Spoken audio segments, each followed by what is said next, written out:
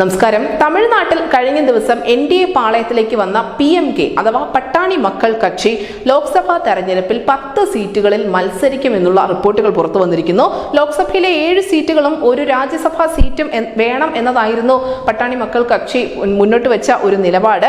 എന്നാൽ രാജ്യസഭാ സീറ്റ് നൽകാനാവില്ല എന്ന് BJPയുടെ നേതൃത്വം അറിയിച്ചതോടുകൂടി 10 ലോക്സഭാ സീറ്റിൽ മത്സരിക്കാനുള്ള ധാരണയിലെത്തുകയായിരുന്നു. അതേസമയം തന്നെ PMKക്ക് കേന്ദ്രമന്ത്രി പദം വേണമെന്ന ആവശ്യം BJP അംഗീകരിച്ചു എന്നുള്ള വിവരം കൂടി പുറത്തു വരുന്നുണ്ട്. വടക്കൻ തമിഴ്നാട്ടിൽ BJP സാന്നിധ്യം വർദ്ധിപ്പിച്ചു വരുന്നതേ ഉള്ളൂ. നിലവിൽ അവിടെ BJP അത്ര ശക്തമൊന്നുമല്ല.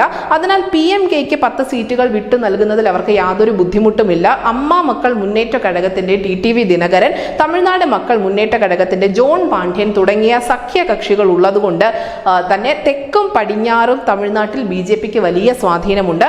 എന്നാൽ വടക്കൻ മേഖല എല്ലാ കാലത്തും BJPക്ക് ഒരു ബാലികേറ മല തന്നെയായിരുന്നു.